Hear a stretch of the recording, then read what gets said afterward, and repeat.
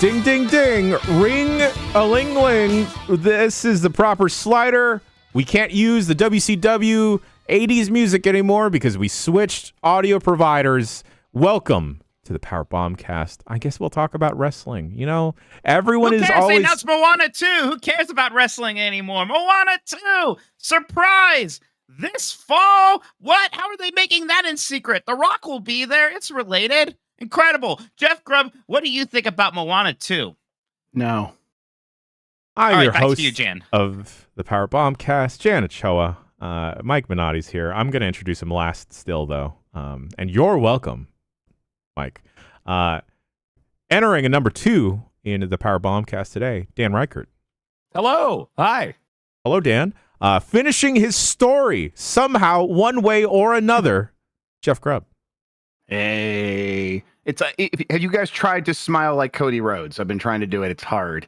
I think you have to get the veneers like he has to really get it down. Real teeth. Yeah, I got to get the real fake teeth. And you got to hide your upper lip. He shows all of them, and he's like, the cheekbones like go even higher. Yeah, and it's hard. Yeah, when I try to show my bottom teeth like in my smile, it looks like I'm like threatening you like a dog.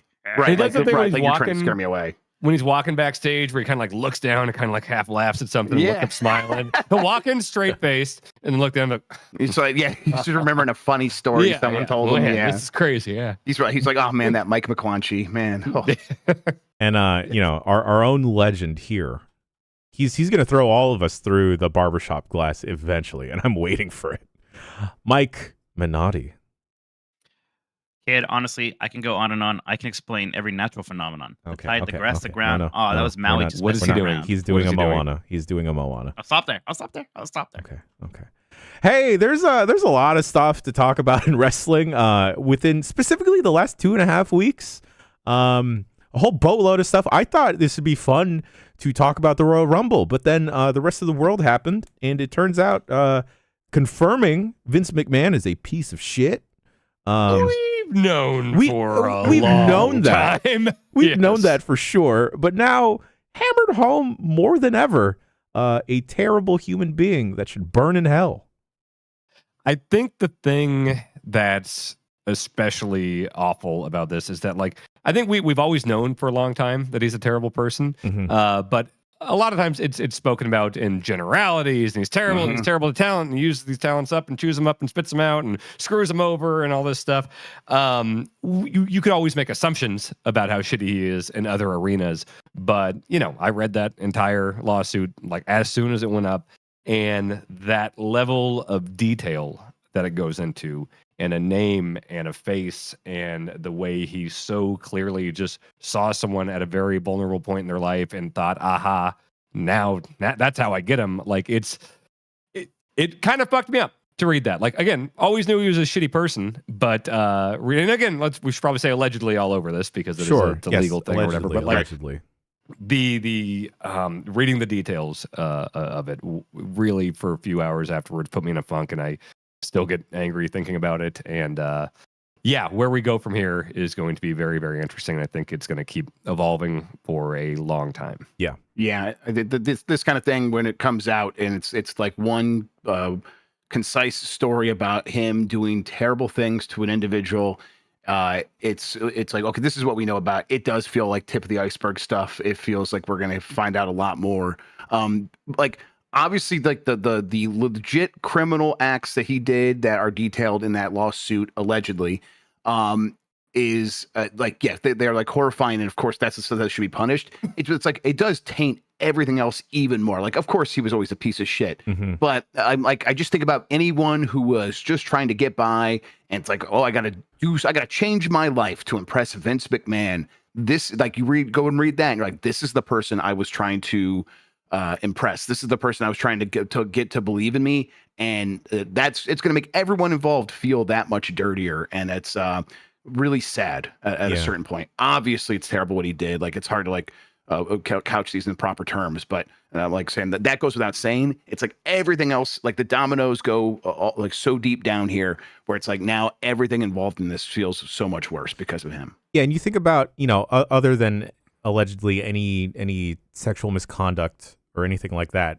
you think about the even lower depths that someone like Vince would be willing to go down to outside of any type of alleged sexual favors, right? Think about like the different abuses of power someone can do, especially when, you know, they might be, I'm not accusing anyone of being racist, but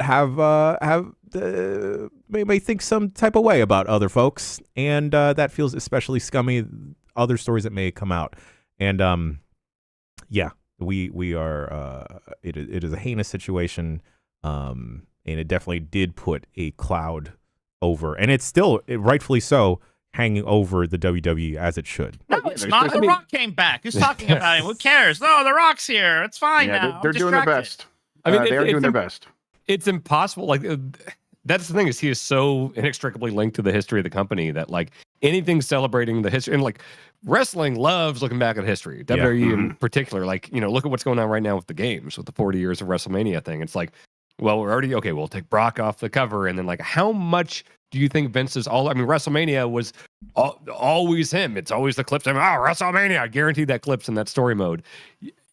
How far do they go here? You know, they got to have discussions about, like, are we going full Benoit here? Do we scrub him from everything? He is so linked to everything that's ever happened in WWE, and now it recontextualizes a million different clips that you see going around now. Oh, like, yeah. Ooh, boy, this thing that was weird with Stephanie and Vince in 2003 is very weird now, knowing what we know. And there's a million clips like that. Yeah, you think of like certain characters or wrestlers or performers disappearing off of TV suddenly, and now it's like, oh, that is why, or might be why. Right, could and almost certainly is, allegedly. Yes. Well, yeah. Hopefully that this is finally, like, you know, it was so heinous that the ripcord's been pulled. He is out of there. Hopefully we are now in a WWE can move on from McMahon's era, right? Like, well, I mean, that is very much what they want, right? That's what they want. They want to move on from him. Back. There's no way. Coming back in. Well, no, he's not coming back. No, but like we don't know that the house is clean. Like we don't know who knew what and what when they knew it. Well, they want us to be thinking he's gone. Let's move on. But clearly this story's not over. There's probably going to be more fallout. And yeah, his reign of terror there was so casual when you read what they did. It's like he had a certain air of comfort with these acts that is only possible if most people around him in his inner circle were completely comfortable, and then there had to be another layer sort of around that, in my opinion. Because Vince and Ace or John Laurinaitis were named in the lawsuit, but then there were I think it was two other corporate officers who were described as very, very long time inner circle people, and like, look, I'm not gonna like be irresponsible and like say names that we're all thinking, but like when you think about Vince's inner circle and people that have been there high up for a long time, there are a lot of names. Some are still there, some have left. You know, like you can draw your own conclusions there. But I think he was able to get away with it for so long because the power that he wielded in wrestling was like absolute. It wasn't like, you know, he wasn't like a pillar of wrestling. He was the pillar. You know, like Harvey Weinstein was a pillar of Hollywood, but there were, you know, numerous other places, other executives and stuff. If you wanted to work in wrestling on a major level and make the major money, it all went through Vince. So people protected him. People in his inner circle protected him.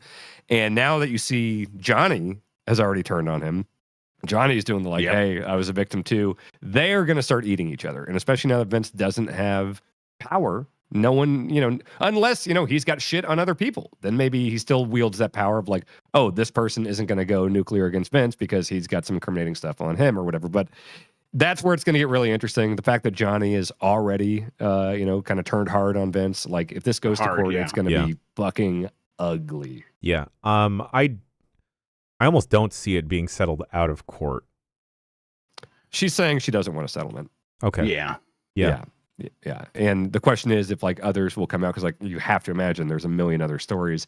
And if they do find that the NDAs are unenforceable, you know, like I don't know, I'm not a lawyer by any means, but you know, there's people talking about like the Connecticut, like if an NDA was signed under, you know, with illegal acts were involved or whatever, then it's kind of null and void.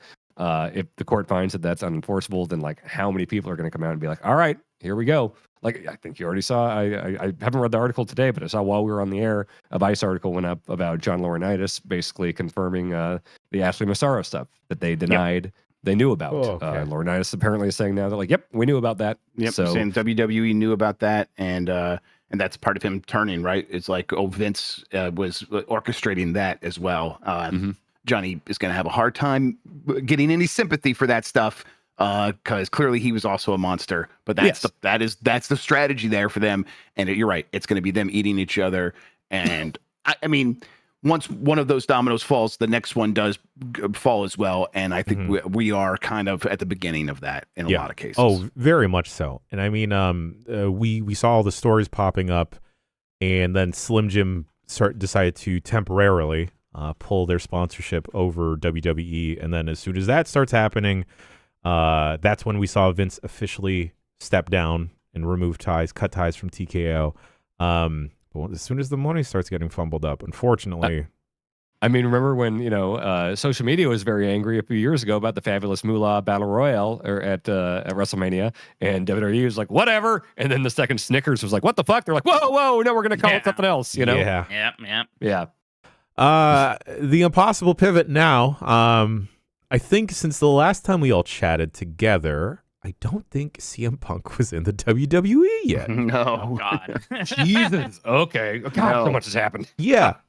So that I hate it because I feel like we're all very decided in our tone of like, I'm done with CM Punk. I hate him. He's a mean dude. And to be fair, he is still a mean dude, still very curmudgeon-y, but it just works in the WWE. What? I mean, he can be interesting. There was some really interesting stuff with Drew leading up to the Rumble. Yeah, no, great totally. promo stuff there. That great thing with Seth. I will say he's always been great on the microphone. He used to be very good in the ring.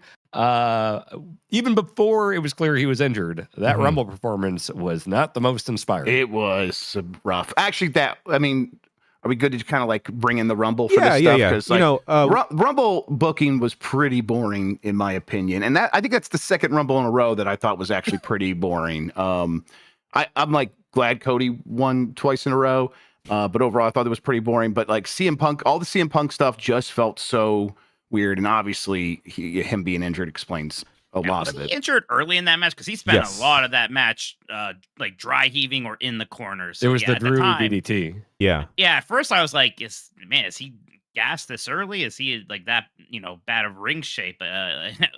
Finding out it was an injury kind of made more sense. Yeah, I was enjoying it while I was watching it, Jeff. There were good moments in that men's match. Right when Ivar and Bronson Reed fought each other, that was actually the highlight for me. I was like, this is great. My favorite bit, sorry to cut you off, Mike, but was the hot tag with R-Truth and Tom and Nick Mysterio. Of course, R-Truth, yes, fantastic, very good stuff. I thought the women's match was great, actually. It was better. Yes, and, very glad Bayley won that one. I think it was kind of somewhat easy to predict, but still was the right choice there for sure. Are you guys sad that they didn't even try doing like the Kofi gets back in the Rumble thing? I know he messed up the last two. I think now. Honestly, kind of happy. Yeah, they didn't do it. I felt so bad seeing it happen last year and in the year before. But it's like they were already kind of. It's tough to come up with a new idea every year. Let them be done with it. It was a really good bit while it lasted. Yep. Yeah. Agreed. I also feel like he unfortunately robs Kofi of any possibility of ever winning the Rumble because everyone is expecting that spot for him. But like before you even get to like the final four of like, all right, what's Kofi gonna do? There's still 10 people in the ring. Yeah. I agree with you, Mike. I really dug the Women's Rumble. I thought it was strong showing for Jade. That's awesome. God. Very good. It's always fun. Like I had a bunch of people over for a Rumble party and we did the whole raffle thing. I bought the like golden, like, the bingo drum thing with the balls and all that. I went all out with it. And a lot of the people were not wrestling fans and did not know who like anyone was. So it's so fun seeing who, like going in with no context, like who gets a reaction. And like in the men's, there were people cracking up about Ludwig Kaiser, like coming out and being really just like, disdainful of. I forgot who was coming out. I was watching with some non-wrestling fan friends too, and they loved him. yeah. So he immediately like comes through the screen to people who don't watch wrestling, and then when Jade comes out, it's just a thing where it's just like a bunch of people who have never seen her. It's like, what the hell? Like, who is that? Yes. Like, she's just immediately in a way that almost no wrestler I've ever like. Maybe the strongest version of that, like, holy shit, immediate first impression, Yeah, I also like that they featured prominently Jordan Grace from TNA. Yeah, she was That was great. awesome. They put her Yep. over super hard, walking to Yeah. the ring with her title, and then Yep. she had to get a KOD on the hardest part of the ring to get eliminated. Yeah. And that's different than it was crazy when Mickey came in with her TNA theme and the TNA Knockouts title and stuff. But Mickey was someone who the fans knew, and I don't see that as the same thing. This is hey, here's someone you've never heard of if you're a casual wrestling fan and just watch WWE, and check her out. She's awesome. This was a really, really cool crossover thing. Chelsea Green was hilarious. By great. the way, she was Yeah. fantastic. I think it was last year where it was just she was knocked out really fast. And Right. I was They like, played on that, okay, yeah. But this time they play on that, and there was just a segment where she just kept accidentally getting the shit beat out of her, and it It was ruled. incredible. It was Yeah. hilarious. It was great. She had a really good physical comedy bit that where it was a talent and she pulled it off, and I was legit laughing that entire time. It's it never got old, and I was expecting it to get old, and it never did. She just fully commits to whatever she's given. Even 100%. in the past, under Vince Creative and stuff, if she was given something, even if it sucked, she was going to give it everything she's got. Do y'all think the women's rumble was superior because it was kind of projected who was going to win the men's rumble? It was either supposed to be Rhodes or Punk, or do you think there was a little bit more surprises with the women's Really, rumble? because I thought Bailey was probably going to win the women's rumble and did. Honestly, I was torn because I thought Punk was going to win the men's up until the point where he cut a 5-second heel promo right before losing. Right then, it's I'm going to lose to Dusty's son. I'm like, oh, you're losing to Dusty's son. Oh, okay then. No, because in general there weren't a ton of surprises or even big surprise entrance. Maybe the women's was better with that, with Jade and other people, I suppose. That's something I liked about the women's even. rumble is I feel like since they started doing the women's rumble, there has been so much here's the part where it's Michelle McCool, here's the part where it's Kelly Kelly, here's the part where it's Tori Wilson. It's just okay, it's they occasionally do the legends thing with the men's, but I feel like every women's one has been kind of to fill it out. They've done a lot of legends, and now I feel like the women's roster is pretty damn robust to where they didn't have to lean on that too much. No, definitely. Yeah. It was a little annoying to me that they the announcers are when Jade Cargill and Bianca Belair were going across the door, it's a mirror image. I'm it's just two black ladies. Right. Please stop saying that. It's just two black ladies. That's all it is. Yeah. But whatever. That moment was very cool, and I'm excited about all the things that's happening there. Jade Cargill is great. Yeah. Do we think Jade is going to go against Bianca at Mania? Do you think that is a card they pull? Is it too early to pull that card? It's a big card. I worry, put her in that spot in a one-on-one match. Bianca's great, but man, you really got to carry that. Jade is still fairly green, she's been doing it a few years now, but she's still got some work to do. I feel like she kind of needs to be on the road a little longer, and have some more B tier pay-per-view one-on-one matches before we pull that trigger. But they teased it. I could see it happening. Well, who did Bailey pick? Io Sky. So it's Io the damage Sky, control right. thing. That's right. Yeah. Civil War fallout there. It's cool to see Bailey be a babyface again, but it's not just okay, we flipped the switch back to ponytails and blow up guys. I it's do miss the blow up guys. So. Well, it was great while it lasted, but it was I great think while it's it lasted. more nuanced and okay, this is still the same character progression. It's not just I'm the ponytail girl again. Yeah, no, Right. you're right. Exactly. We're not just regressing. I wonder who gets custody over Dakota Kai after the dust settles. Sure. When she heals up. Yeah. When she heals up. Twitch gets custody. Oh, Twitch gets custody. Okay. Yeah. Who do we see challenging Rhea for Mania? Oh, Becky, right? But how did Becky 100%. gets there through the chamber somehow? Yeah, that could be because we already know the Rumble winner, Bailey's going to face Io, so we just got to figure out who gets the title shot. So yeah, it's Elimination Chamber. Did they already announce that? I'm No. halfway They through already announced Raw. that. I'm halfway through Raw, and I think wasn't Bianca in a match to determine Yes. whether she was going to be in the Elimination Chamber? It was and she won? qualifiers. Yes, it was qualifiers for the Chamber, and I think the Chamber is for whoever faces Rhea and Mania. And That it's sounds got to right. be Becky. That's the story. That's the match. They've it seems like they've been intentionally keeping them separate for the last right. year Give or them a chance so. yes. Yeah, this is the money match for sure, and I think that'll be awesome. Rhea is. Boy, if you're starting a wrestling company right now and you have a blank check, she's I think draft pick number 1 for me. Her where she's controlling their group and everything she does, the way that she runs them, the way that everything goes through her, the way that like they all seem scared of her, but they're all frustrated, but she's unfazed by them. It's really powerful. It's like really good work in her even when she's out of the ring, and then when she's in the ring, she's just a complete presence. So it kind of reminds me of like when China was in DX, where it's like as a group, DX would be a heel group, and she'd come out and do heely things. But then China would also have her like solo feuds where she was a babyface. So it's almost like Rhea's the babyface in her feuds, but she's still with this heel group. Yep. I gotta say, something I've enjoyed about WWE recently is the increase in stables. I love groups. I love gangs. To a point. To a point. Like AEW, I think we've seen points of AEW where it's like, we have a lot of Hardy family office and all this shit. And so there's a right amount for sure. Yes, there's a right amount and not just haphazardly putting people together. That being said, R-Truth should just join every single faction. That'd be good. God, he's killing it. He's so absolutely killing it.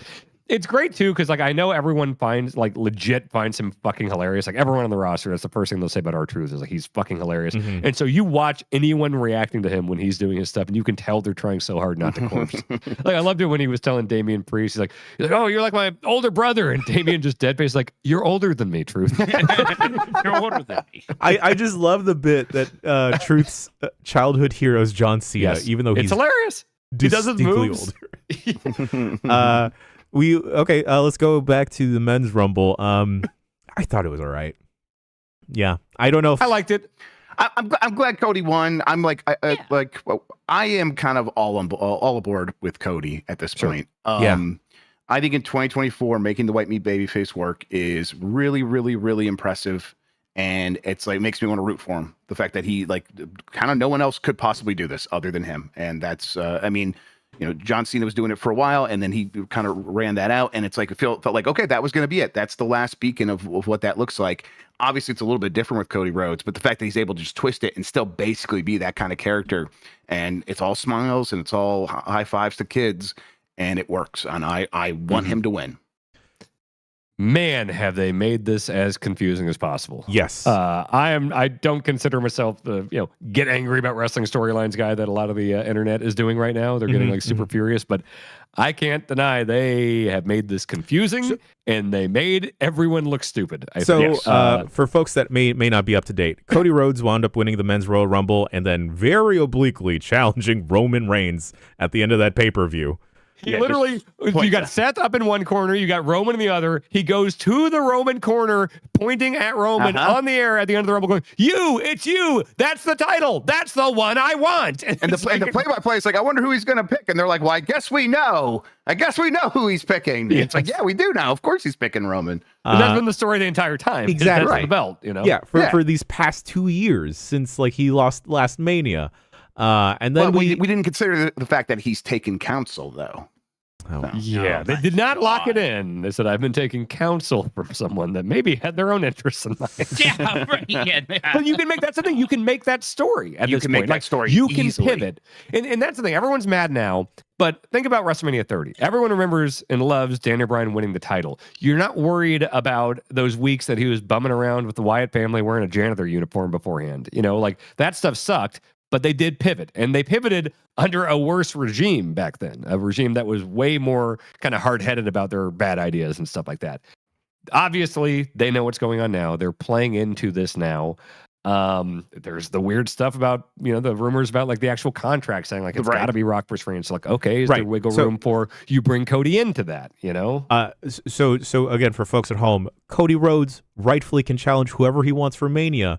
We're all thinking he's going to challenge Roman, but then apparently gave up his title shot. So The Rock, who is now a board member of TKO, can challenge Roman Reigns at WrestleMania. And this is why it's confusing. Shoot board member. Yes. Right, shoot board member, right. Yes. This is why it's confusing, because Cody doesn't really explain why he doesn't want to face Roman now, other than The Rock said, hey, I want to do it. And The Rock didn't really say why he wanted to fight Roman. He just stared at him. And because the implication being Cody saying like, okay, it's not about what if I don't take the title away from you? What if I take everything away from you? And I think the implication being like, oh, you've been the head of the family and the tribal chief has been your whole thing for years. But what if we bring in this big dog to fucking whoop your ass? Finish Roman's story, chief? but not finish your story. Okay, buddy. Exactly. Like it is not a good explanation, but I think that's what they were trying to do. I do not think that's going to work. I think they're doing great stuff with Drew now. Like Drew coming out on Raw and being like, "What are you doing? No, you wanted to get the title. Come on, idiot! You got to go get that title." Yep. And so, like, I like him being this devil on the shoulder, being like, "No, you idiot, they're playing you. Yeah, like, I want to go fight after Seth. that." They're like, Yeah. It's fascinating, and like, so that's the thing is like, how do you get it right? Do you have Cody saying like, "I got some bad counsel," and then I think the way you do it is that bad counsel. Like it was clearly Roman and Rock working together, and Rock came to Cody and was like, "No, I'm counseling you. I'm gonna help you out here." But it turns out it's like almost maybe echoing they can't do this, but like the finger push that the WCW did, that sort of thing, where it's oh, you got played here.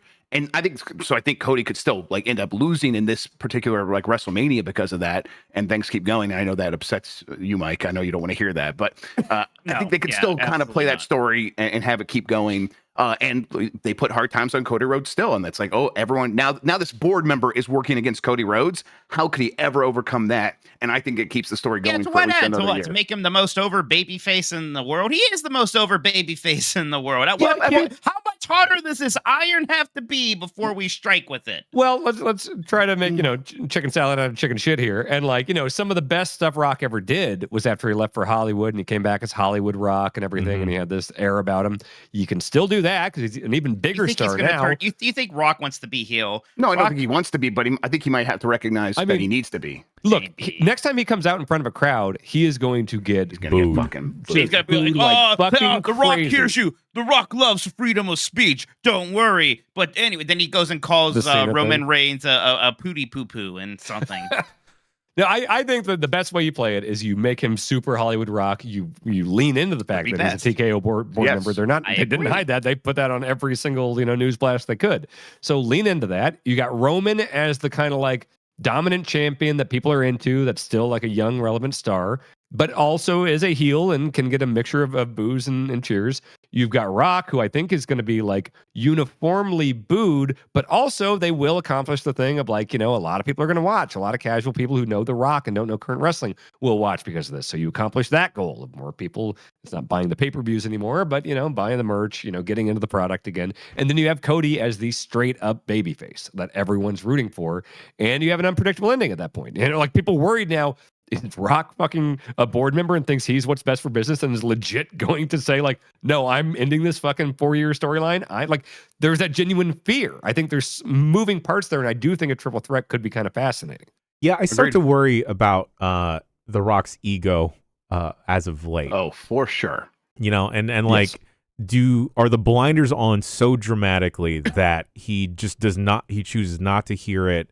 He just starts I think it's to believe the children who are wrong about Black Adam. I think The Rock was right all along. Hey, y'all know I have a big tolerance for shitty movies, specifically shitty superhero movies. It was really rough, y'all, to watch through Black Adam. Really? And like, I'm a big mark for The Rock, which makes this especially hard for me of like, yeah, Rocky, like just go home. Just go home. Like, this isn't it. Oh, that chant, Rocky sucks, or whatever they say, and Seth, that like getting Seth, that was really a good moment. Well, that's a fun moment too, because I mean that was kind of the genesis of the Rock character, was that chant. Rocky die. Yeah. I get it, but man, like The Rock hasn't wrestled in forever. Wasn't necessarily that great the last go around. Who knows what that's going to look like? And also, The Rock's not going to beat Roman Reigns if it was 1-on-1. So now we have another year at least of Roman Reigns wrestling 4 times a year, and so that's Solo can come out and interfere, and then he wins. Well, Trinity has to get, or Naomi has to be folded in somehow to the bloodline. Yeah. Oh, there you go. We're in inning 5 maybe now. I think there are major concerns about The Rock in ring. Sure. Also, I think about look, he was a master on the mic, back in the Attitude Era, but you saw as he came back over the years, his shtick got really dated. I remember during the Punk and Cena feuds and stuff, Punk was doing his cool stuff like that, your arms are just too short to box with God stuff, while The Rock was like desperately trying to get people to chant cookie puss at CM Punk or calling Cena a kung pao bitch. And it's just like, that was 10 years ago. And I'm sure he's not He got suddenly... Fruity Pebbles over. He got the Fruity Pebbles thing worked. That worked. And then Cena just rolled with it. It's like, I'm going to be on the box spot for Fruity Pebbles. Cena got paid for it. Genius, yes. Yeah, because Cena's the better worker. There we go. So yeah, I worry like if we're just doing like Rock playing the hits, I don't know if the hits are as good these days. He's gonna. I think if he does all that stuff, I think he's gonna get so booed that they're gonna be in a situation where they don't really have a choice if they want to make this work. I don't disagree with anything like you said, Mike. Like, yeah, it's a really bad idea if he goes one-on-one with Roman at WrestleMania at this point.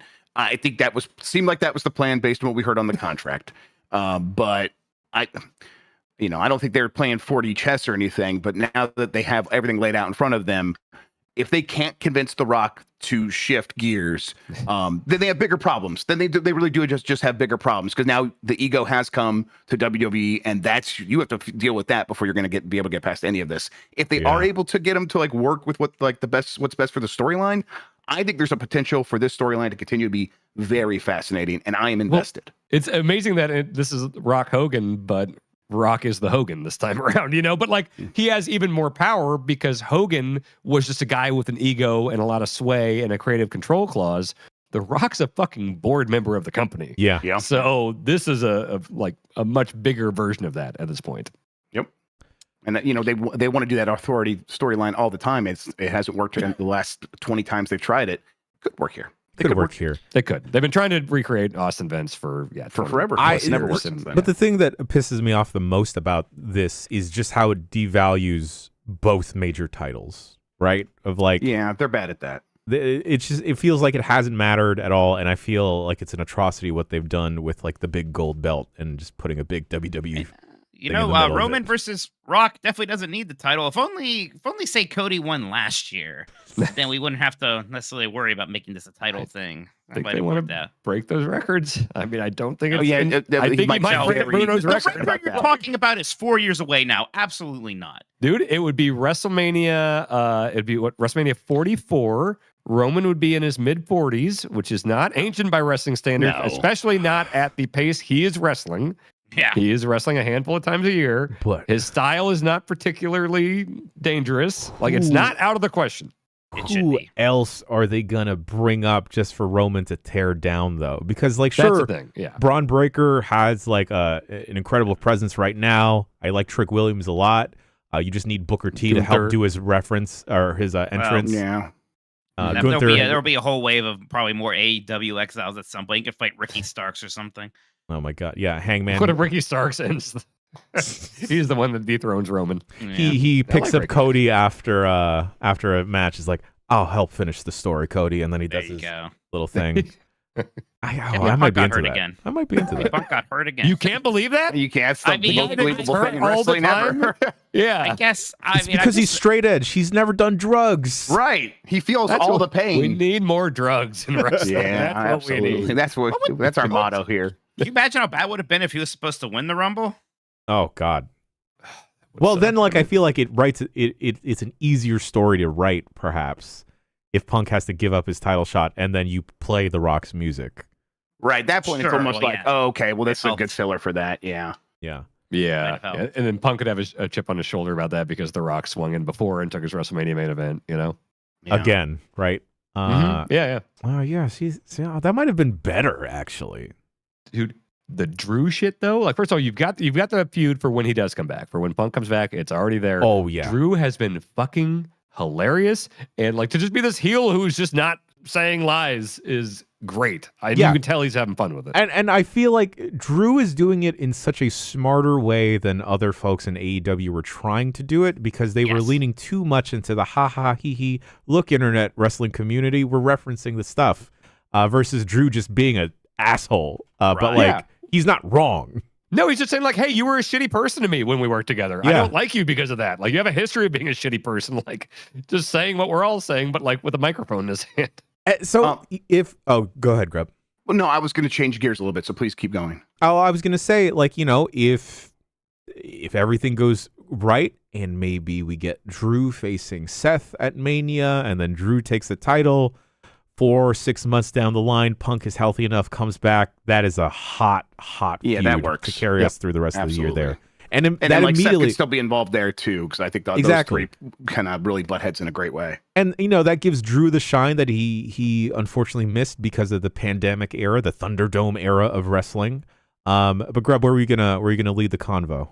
I was just going to lead the combo into so I hadn't been watching much of the shows for the last few months, and then I was like, okay, I'm going to sit down and watch this SmackDown last week, and top to bottom, I enjoyed every single thing on that episode. Yeah. It was so good. I thought what was happening with Logan Paul and Kevin Owens was great. Yeah. I thought Austin Theory was fantastic in that match. He looks great, and those three were great together. Bruiserweight. What's this guy's name? Pete Dunne? Pete Dunne. Yeah. Yes, love him. And they know what they got there. This is just a guy who looks like a motherfucker. And they're like, oh, you know what? Yeah, he is a motherfucker. That's his whole deal. He's just gonna mean mug the camera. He's gonna come Loved out, it. bite a belt, break your finger. Yeah. Exactly. I was just like, I was having a great time, top to bottom, on that show. I thought the stuff with Bailey was really well done when they finally actually broke that. I mean, I'm like, I don't love the cameras behind the scenes just happens to catch the thing. I wish they would find a more clever way to do that, but whatever. It is what it is with WWE. So us getting to see that key moment of they're like, we're going to betray Bailey. Can't wait for that to happen. And then Bailey walking out and overhearing that. But whatever, they come out, they sell it on when they're actually in the ring, and that was really good. So it's just like, man, the writing is very good. I guess it's what gives me more confidence about they'll be able to figure out The Rock. But obviously the ego is still a problem there. Well, and you got Gewurz is back now, and I don't know how much you guys know about Brian Gewurz, but he is like The Rock's. He was a writer. I read it's actually a really good book he wrote a year or two ago. But he was a writer for WWE during the Attitude Era. He eventually got assigned to write all of Rock's stuff, and Rock eventually really glommed on to him. He's like, "You are my guy. You're gonna help write my promos." To the point where it's like when he left for Hollywood, Gewurz is like a writer, producer on Young Rock. He works on anything Rock is on or I didn't know it production. went that deep. When Rock comes back for like a little spot or a promo or something, Gewurz comes back with him and writes it. So Gewurz is back there now again. He's not like an official WWE employee, but this storyline, Gewurz is going to be involved, and he's very much a Rock guy. Sure, I would be too if The Rock was giving me that many meals. Yeah. Yeah. One of the other big things to come out in the last couple of weeks here with WWE specifically is, gentlemen, they're moving to Netflix with Monday Night Raw. Oh, right. Yeah. I heard Triple H talk about what a great week it was. Yeah. Just a great week. Nothing bad happened this week. That's the other frustrating thing. Cody is such a company man. His answer during the press conference, politician-like, clear-cut. Yeah, he addressed it. I mean, he didn't go too deep into it, but he acknowledged it and that it fucking sucks. Instead of just the biggest face of the company, he's like, oh no, yeah, I haven't read it. I just, it's like, I know we made $5 billion, we made $10 billion. It's great. That is what Triple H has kind of been doing in these question and answer sessions, right? Where he's kind of ignoring it to a way that is very frustrating to people. I haven't been watching. It's very frustrating because, okay, so there's different ways to go about it. Tony Khan with the fucking first of all, the fuzzy hat and glasses thing is just take the shit off. But he does the thing where he's like, hey, I can't comment on that. Although he did kind of dance around a little bit with the Jericho stuff, being like, oh, hey, it's a safe place. Everything's safe here, right? It's safe. Okay, anyway, next thing. Yeah. You don't try to be like, I don't want to hear about that. There's good things. We made a lot of money.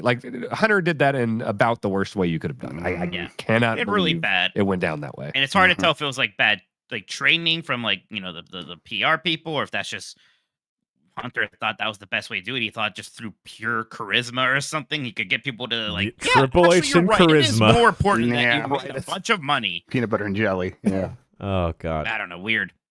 Again, Tony is not great at this stuff, but that Hunter thing was 101 what not to do. Okay. And then even Shawn Michaels did a much better job when he had a similar thing for NXT. At that point, I guess he had time to learn from it, or maybe Shawn is just better at it. But yeah, it was bizarre how bad. Because if I was going to have a press conference that week, the thing I would be obsessing about the most is how I would respond to all the Vince stuff. Well, maybe they just assume that a lot of those scrums are very much enthusiast press. Sure. And like that's not, I'm not going to paint with a broad brush and say that they're all a certain way or anything, but like some are, happy to be there and happy to be, oh my God, we get to ask Triple H a question. And it's going to be like, oh, aren't things great now? But there are going to be at least a few people there that ask the question that somebody should ask, God, I'm sorry. I just got stuck thinking about all the potential feuds Drew could have if he were to win the title at Mania. Because then you also have Sammy opening up. And then you could have Sammy Mania rolling again for another year. I hope that, I want that to get like nuclear hot like it was at one point. But yeah, It was right there though. So supposedly Raw is, well, not supposedly, but Raw is going to move to Netflix. It is going to remain and it's not going to be on USA anymore. That's what surprised me, but I guess it makes sense. I mean, if you're going to be spending $5 billion, which is the number that Netflix is spending to get this, 10 years. You want to be, and you want to be the place to go for it. And I think this benefits both of those entities quite a lot, right? Yeah. WWE, there it is. The WWE is going to feel good about being on Netflix because they are going to have access to a huge number of people that simply would never have gotten cable or turned to the USA Network. And now it's going to be front and center for them. And maybe you check it out because they put someone who looks cool up there, or they put The Rock on there, something like that. And what an interesting play by Netflix. So, like, they've obviously dabbled and been interested in live programming for a little bit, like the Chris Rock special, the Love is Blind finale thing.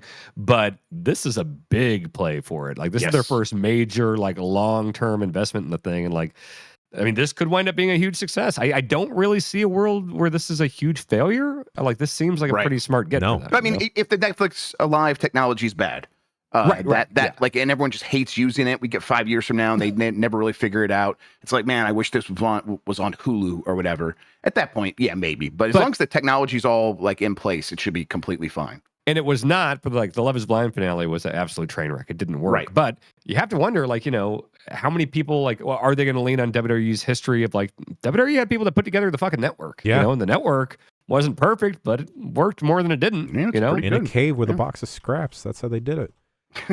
Then again, there were like 19 mass layoffs at the company between the WWE network and now. So who knows if those people are still there, but yeah. Yeah, I just like the world where we could possibly see a bunch of, I don't want to say terrible, maybe C, B tier movies with wrestlers popping up more on Netflix.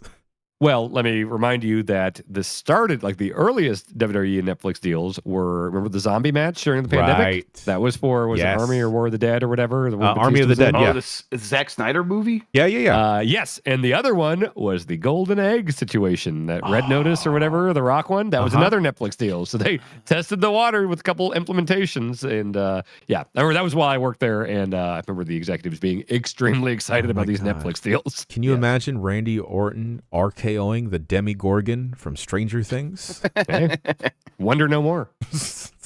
What else has been happening in the world of wrestling? An obscene amount of things. Have y'all been watching or keeping up to date with AEW at all? Because unfortunately, no. I have not. I watched Dynamite tonight. Yeah.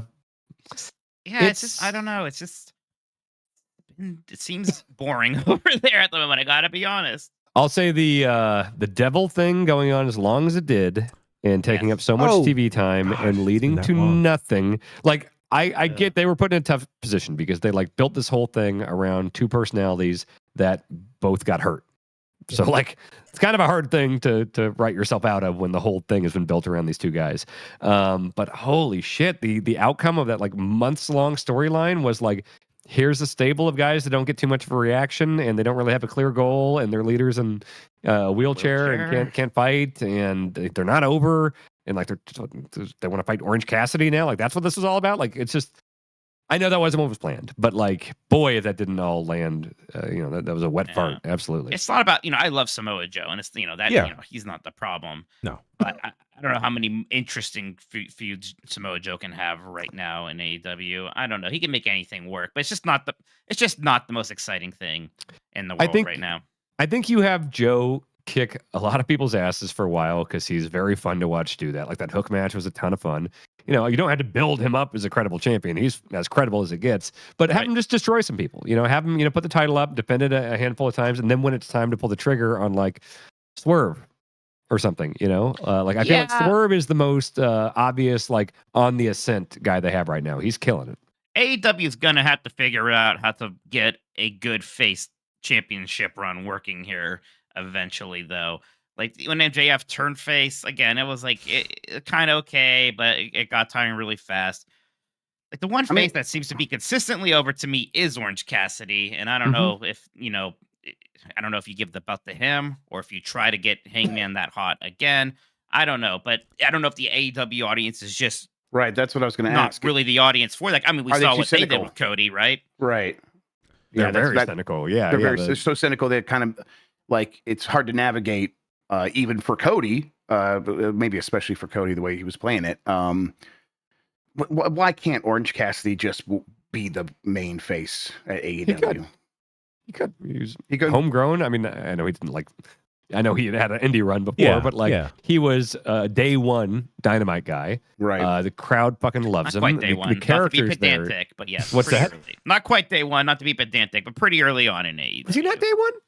Not day one. I remember they had like vignettes teasing him. Oh, okay. And he had that other music for a little. Oh, he had the Pixies music for a while when he was with Best Friends. Then it switched to Jane. Yeah. He's. I mean, the character's there. The ring work's there. I mean, people know him. They love him. They get behind him. I think in the same way that like. I think there's a world where you could have done this right with Eddie Kingston and built him up to be the like underdog champion. But like, I feel like they kind of were trying to do that with the Continental Classic and having him win that. And I'm glad he got that. I mean, that was like he looked great throughout that. Big story, big win. It was a ton of fun. I'd love to. Yeah. I just I don't know if you can just do that story again. And now it's for the world title and people get super excited for it. But I'd love to see Eddie in that picture.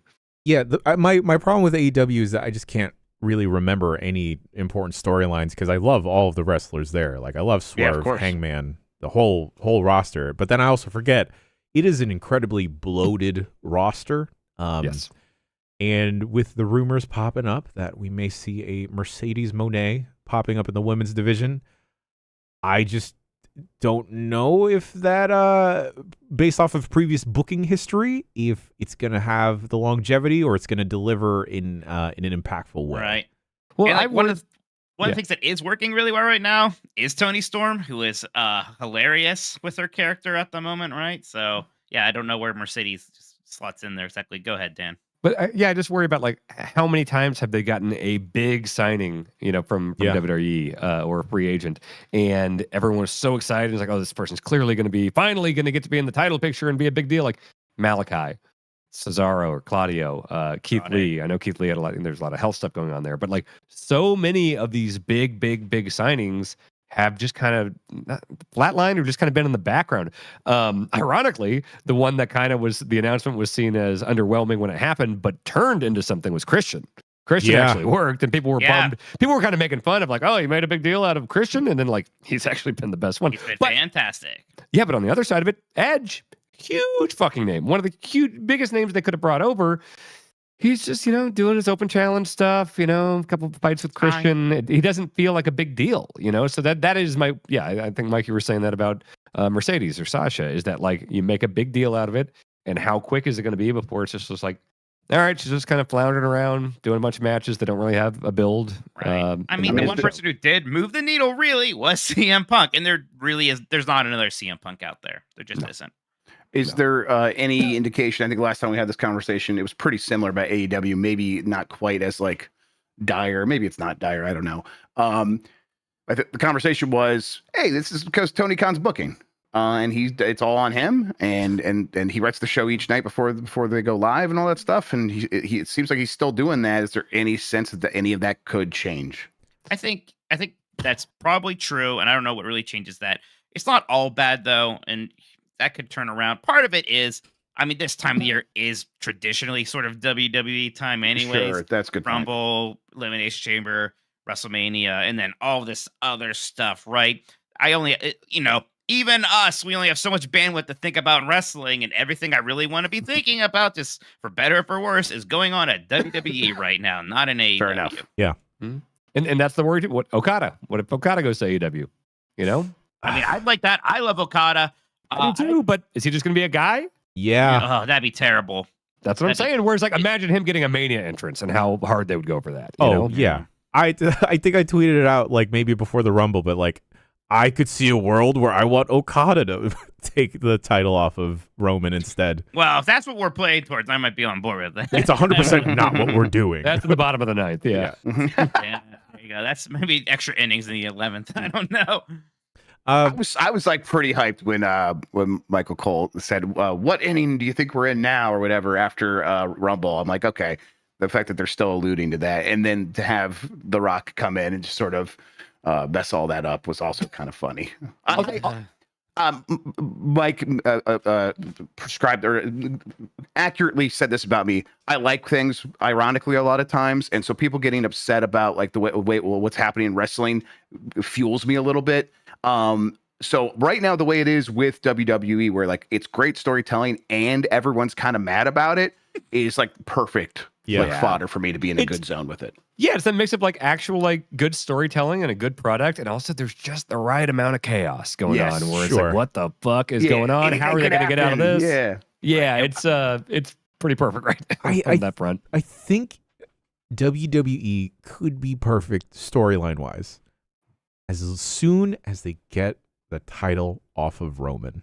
Just because like I forget he's part of the picture sometimes, right? Sure. And just like having that white meat baby face getting robbed and like, I don't know, Senor Money in the Bank cashes in on Cody, or we build up a different heel. I just want that. Like I want Gunther to demolish Cody if Cody were to like win the title. I mean, that's why they introduced the Seth title. I mean, you gotta like they realized that they didn't have a main event scene without Roman, and he was there less and less. That like you had to have that Seth title, and like Seth has been busting his ass trying to make that title mean something since it got introduced. So good on him for that. He just like every time though we see a title defense from Roman, I just know how it's gonna go, right? Like that fatal four-way, there was no fucking. I heard some people. Well, he doesn't have to get pinned. It's like no, you think fucking LA Knight or AJ Styles is winning at the Rumble after 4 years? Like no way. No. Yeah. What did happen with LA Knight? He was really hot and it was just unsustainable. What? They were never gonna get fully behind him. Like I think everybody wanted him to be main event champion type. Like. He's over as hell. He moves a ton of merch, but like I don't see them ever really pulling the trigger on him being. Why? Well, during the Vince time, it was age. You know? I think now, look, there's kind of an embarrassment of riches in the company in terms of like that makes people sense. that could like compete for that other title, the Seth one. Like, sure, I'm not saying it's impossible. I mean, he's extremely over, but there's just so many just young, incredibly talented. Sammy, right? There's there's a lot of other ways you can go. And unfortunately, like as great as he is on the mic, you don't hear people talk about like their favorite LA Knight matches a lot. No, like, I will say, I thought that he was actually maybe the best worker in that Fatal 4-Way, though. I think he over AJ Styles. In that match, maybe I have to see it again. But in that match, I thought that LA Knight was doing actually a lot. He's good. Definitely. When I say work, I mean for that match. I don't think overall LA Knight's a better worker than AJ Styles. Sure. But I thought he shined in that Fatal 4-Way better than anybody else. Yeah. Ah, man. It's just like that's your biggest title, and it's so predictable what's going to happen. Or we're just like, all right, we're a solo. Yeah. They got to do something about that. The predictability. Yeah. And I mean, I do worry about that. Have him win then. If he's supposed to be this big monster, like super serious, scary heel that they present him, then let him win. But then that's where it gets tough. And then are we going to make our main event baby faces look like chumps over and over and over again? They look like chumps is the problem already, though. They do look like chumps. By design, that's what they wanted to do with him, and that's the direction they're going with. Like, I hate seeing Randy Orton like hovering around wherever he is currently on the card because, we got like a couple of years left with Randy, right? Bodies can only hold out for so long. You can only play Call of Duty in a trailer for so long. I don't know. Well, look, Randy's had his runs, right? Sure. So. Yeah, I mean, Randy's in that slot of like the super legend, huge name that you can put him into any feud. He can take the loss, he can eat the pin, and not, like his name value has not diminished. Yeah, exactly. Okay. Before we get out of here, what do we want to see at Mania? What's the ultimate wish list here, folks? And we're not just the main title. We're still gonna get 2 nights, right? Well, first let's look at what the obvious plan was. They were clearly heading in the direction of Roman versus Cody, of Punk versus Seth, of Gunther versus Brock. You would think Jay versus Jimmy, but that seems to be thrown off now. Rhea Becky, Bailey Io seems like that was probably the plan. But like, it is insane how much I think somebody brought up like the butterfly effect of like if Jack Perry doesn't say "Cry Me a River" on TV last summer, the card is completely different. Punk doesn't come That's back. a really good point. Drew does, like a lot of things are very different right because now. of If real Jack Perry- glass. on a pre-show match with Luke Perry's son. So if Luke Perry was never on 902, you got to go all the way back. Yeah. Like Yeah. That's right. Wow. Yeah. Jesus.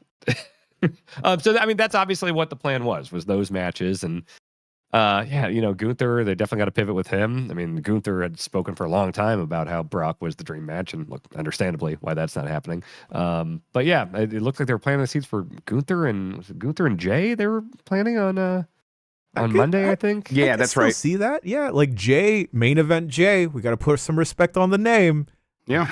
Still would love Jay versus Jimmy, and like it seems like with them being 1 and 2 at the Rumble, that might be where they're going Yeah, for but Mania. even But during the Rumble, they kind of like it went nowhere Yeah, they really after a go while too far. Then like they were just kind of in there for a while, and then got thrown out separately, right? by Yeah. like not each Strange. other. Yeah. Yeah. So okay, so what are we looking at here? We're looking at I so think now the only confirmed match at the moment is the Sky Bailey match, right? That's the only thing booked or like promoted. Right. Yes. She said straight out, I am coming for yours. Yeah. Yes. Oh, very quick aside. I am bummed that this huge stadium show in Australia that Rhea Ripley's on the card for, she's just fighting Nia Jax. But anyway, that She'll sucks. get a couple I good swear to God, spots. if Nia Jax hurts Rhea before this huge yeah. Mania, Yeah. Christ. Yeah, it sucks that like that's kind of what they need for a heel there, someone that could hurt somebody. But yeah. So, yeah, the main event now. What do we like? What is the Universal title match? What do you guys think? Do you think it's a straight up versus Rock? Do you think it's a triple threat? I do think that it's a triple threat, and I do think that they try to get creative with the way that Cody does get screwed over by Roman working with The Rock at the last minute, and then so I do think Cody still loses, and I'm sorry, everybody. I'm so sorry. In a rightful world, if it is a triple threat, or maybe The Rock is a special enforcer, somehow special referee, whatever you want to do, I think you just have to finally pull the trigger and just give it to Cody. He can lose the title that same week or like a month later, and we just continue business per usual with Roman. But like, I think you need to give people that moment on night 2. I think once you do that, though, I think you let Cody hold it for a while. Once you're done worrying about how long the title reign was, right? Because it's broken, then that's that. It would follow with this 10, 20, 30, 40 in terms of like that's when the babyface workhorse technical wrestler has been like underappreciated and finally who gets did the it in moment. 20? Well, hang on. 10 was Brett, and 20 was I believe Eddie Guerrero was the confetti at the end, I believe, and just no Eddie. one else. Just Eddie. Just Eddie. He was there, with his family, and then 30 being Brian, and then 40 could be Cody. But whether or not that happens, I'm not as confident in. God, yeah. I think it might be The Rock versus Roman Reigns. I think that might actually be it. With Reigns as the babyface, or at least getting that reaction, whether it's booked that way or not. Whether it's booked that way or not, I think it is definitely a thing where the crowd is cheering for Reigns in the stadium. Okay, Always Be Clothing presents an interesting world. If you were to have Cody win, would Cody win one belt or both belts? Well, Reigns, it's one belt now, right? Wait, they don't have two anymore. No. 2 belts being he goes against Seth and Roman. No, I think you learn your lesson from that. I if it's think that you triple need. threat? No, I think you need to gotta have keep 2 it separate at belts this for a point. while. There's so many people, right? It is weird already that they put 2 belts together and then introduce another one that like I see people talking about like a unit. It's like, don't do that again. Like let's just don't do that again. What other matches besides the big title ones do we want to see at Mania? I think if I was fantasy booking and had a blank check, I think you do Logan Paul versus Bad Bunny. Oh, that'd be fun. I think they love doing their big attention grabbing, big names at Mania. And obviously Logan and Bad Bunny have both been in there with veterans before, but that's why, that match would be very Hogan Warrior, where it was like beat for beat for beat planned out ahead of time. You send them to Florida with Shawn Michaels until they are ready to do that match perfectly, and they're both awesome. They've both done great, but they, I think, need to have that match planned down to the move, One of the best entrances in the past decade, right? Oh, what's that? Bad Bunny, one of the best entrances at Payback. Oh, the Puerto Rico entrance was just absolutely incredible. Or was it one of the best Backlash? ever. Sorry. Yes. I don't. How do you pay off all this R-Truth and Judgment Day stuff at Mania? I think you have Priest against Truth. And I That feel has like been that could kind be of a feud. Yeah. that could be a good match. And then like, Miz can get involved somehow because like As Miz he and does. Truth are still friends. Yes. You get Tom Are they going and to fight Nick The Rock Mysterio. again? Are Miz and R-Truth going to fight The Rock again? Remember? Oh yeah, Came Rock and back. Cena. Yeah. Yeah. And That's then Survivor people got Series, mad yeah. at Miz when Oh. he didn't catch somebody or Okay. something. I forget. Okay. Yeah. Here's my fantasy booking with my blank check. What I need to see now. R-Truth goes against Damian Priest. It's quickly outnumbered by Judgment Day. Judgment Day doesn't care about the rules, and they start beating up Truth. Lo and behold, what do you hear in the distance? You hear the horns. Truth's childhood hero comes out to help out. Honestly, That'd be that great. would be a great way to use Cena after like having Hell him in yeah. like actual matches that were kind of underwhelming the last couple times. Have him Yeah. be a big Yeah. WrestleMania surprise, like when he came out and beat up Elias a couple years. But Marino's asking, what does Gunther do? I don't know what he does. Well, listen, and I'm. Can Big E come back and fight him? No. No, No, for his Yeah. own safety. I don't No. want him to. I think they're going to throw Drew at Gunther because Cody's going to have to fight Seth. Yeah. Like who else? That's what you get. That's what, yeah. But How, you I like don't that, think- Jeff? Mm, I I mean, don't it'd be a Drew- good match, actually. I don't think Drew is believable as the guy to take Gunther down at this point. I think Brock would have been a good choice because I'm not like, going to miss him, by the way. no, Never No. liked it. Was always tired of it. And Yeah. no. Yeah, I think the deal with Brock though is that it's like, okay, this is a believable person that like, oh Sure. shit, Gunther ran over everyone, but this is Brock Lesnar. You know, so that's obviously what they wanted. You would need more time for this story to play out, but in the future, not this Mania, but maybe next or whatever, if Gunther's still holding on to the IC title, you do Tyler Bate. They've had their battles in NXT Europe before, and like those have been like really, really solid matches. And you do the whole David Goliath thing. Would people like to Sammy? watch Gunther beat up Dominic Mysterio? That right? People would like that. Gunther's too much of a heel. Yeah. You know? Yeah. Yeah, you're right. I think Sammy Gunther would be a really Sammy's fun interesting. Yeah, That'd be okay. fun. I would watch Okay. that. I'd be very Because like excited most about that. people thought they weren't going to pull the trigger on Sammy going against Roman, understandably. But you could kind of see if you had this big moment where, super underdog finally takes down Gunther for that title. I think Yeah. people would believe that, All right, another stupid fantasy booking. Here we go, gentlemen. Are you ready? Strap in. Yep. All right. Kevin Owens, Logan Paul become best friends. Bad Bunny comes in to challenge for the to seemingly challenge for the U.S. title. He's like, no, I'm bringing out my friend, and then we hear a coin flip. It's Okada. Oh God, it's Okada. Mhm. Bad Bunny introduces Okada into this, and they're best friends. Yeah, I feel but only like if it's. Oh, sorry, go ahead. So I feel like if they bring in Okada, they might like look at when they brought in Nakamura. Is like that NXT crowd that would have been familiar with Nakamura anyway. They still kind of had a little like get you ready for Nakamura thing before that first match. They had the vignettes. They had like him kind of zoom in and be like, "Hey, I'm coming," and then you can learn about the guy. I don't think they would trust the WWE casual audience to understand what that coin sound is. It's Okada was being watched when New Japan was popping off in the West a good deal more than when Nakamura was there because he did have like the Jericho stuff and the Omega stuff. I think you're right. It could be like an AJ Styles thing, right? Where AJ Styles first showed up in the Rumble and they were surprised that everybody knew who he was, right? It could be that. But you're right, Dan. I think they'd be pretty nervous, are these 5-year-old kids and his parents gonna really be all that excited about Okada showing up here? Yeah, introduce him before, make sure people have a chance to see how fucking cool he is, and then give him the big WrestleMania entrance where people are like, all right, I'm ready for this. But in all reality here, I kind of wouldn't mind seeing Logan Paul and Kevin Owens going at it again. That was a surprisingly They've got good match. They're so great, like that dynamic between like just shithead YouTube twerp, like just asshole, cocky, just punchable face against like just like the everyman that's like, God, this guy sucks, obviously. You know, like it's so easy to get behind Kevin Owens there. Yes, it really is. Gents, any other wishes, predictions, hopes, desires for Mania this season or the Elimination Chamber? I hope we all have fun. That's not Yeah. going to happen. I don't know. That seems unlikely. Okay. Never mind.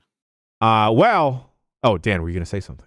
Yeah, I was just trying to think. I'm just along for the ride. Like Grub was saying earlier, this is kind of my favorite type of wrestling, where it's like the talent's there, the storylines have been good, and then there's just enough of that bullshit happening behind the scenes. Some of it's, just regular wrestling bullshit, like, just feuds and politics, yeah. But then there's also, the much more real life awful stuff happening that has just been, in terms of just following the industry right now, this is going to be a really, really wild year. If this is how you're getting your wrestling news, you're like, well, what about Brock Lesnar? He's also a monster, an actual legit monster too. So that's why he's not going to be involved in WrestleMania. They announced that they're done with it, or announced the leak that he's like not involved in the creativity. He got taken off the cover for. He got taken off the game. Yes, exactly. Which oddly made that cover much better because it suddenly became symmetrical. It's like he was never meant to be there. Yeah, we corrected the timeline. Yeah, and if this is how you get your wrestling news, oh god, you must doing? tune in less than like the big tent poles.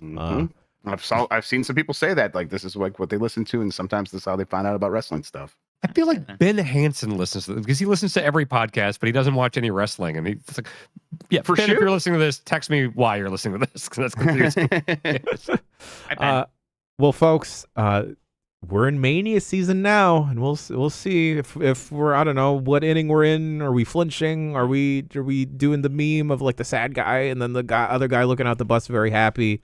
God, also. It's such a good shirt that Drew has. Drew's new shirt. Yeah. The meme. He kind of stole that from Jeff and I's Killing E3. That's right. Whatever. We did it God, first. I prayed for this and it happened. It's just so fucking good. Him doing tricep workouts. Oh my God, he's amazing right now. Yeah, it's great. I love Drew McIntyre. Put the belt on him, please. Folks, that has been an episode of the Power Bombcast. We'll probably see you sooner than we normally see you because Mania is coming right up. Who knows what else might come up and pop out in the wide world of wrestling. Maybe TNA is going to reign supreme. Maybe that's what's going to happen. Who knows? Sure. Yes, they're gonna. They have a great women's champion right now, apparently. So hey, they do. Hey, also, I don't mind Mustafa Ali and Nick Namath tearing shop in TNA. I've heard good things. We'll talk about more wrestling because we always do. Watch a TNA pay-per-view together. That would be fun. I would do it. Yeah, that'd be great. Hey, they're not bad. They're not bad. I know they're not bad. I know they're live watch along, filming 40s TNA pay-per-view. Do it. I bet you they would be down with us doing live. I was gonna say, maybe we get them to sponsor it even. I mean, we just stream us for the second screen experience of like us. We don't have to put any actual footage up or anything. Yeah. No, I think TNA, make the call. Get Dixie Carter. She's probably not in charge anymore. Not at all. They just fired somebody, right? Yeah. Okay. Well, we'll be in charge then. We'll handle it. Surprise, guys. It's me running TNA now. Whoa. We're bringing back the six-sided ring, and we're adding a cage for every match. I like the six-sided ring. It is pretty cool, though. Those X Division matches. God damn. All right. We will talk about wrestling on every other program on giantbomb.com. Right. Yes. Wrestling isn't a poison. It's a way of life, brother. Mm-hmm. And we'll see you next time for another episode of Giant Bombcast, or the Power Bombcast. Oh, the intro was already playing? Let's do it again. There we go. We'll see you.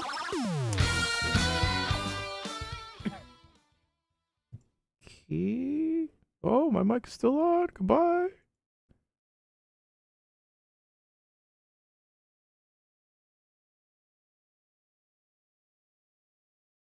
For some reason, I do that sometimes. And my finger hovers over it. But let's pull up time. I sometimes don't ever stop the recording, and I come back and it's like 24 hours later, and I'm like, oh my god, what have I done? Right. You guys like my extra eyeshadow I got today? I actually did notice that. I'm like, look at that guy liner. Yeah. Smoky eyes. Yeah. Wow, Mike, calm down. Let me know when y'all got time. I got time. All right, let's do 20 and 25. 2025.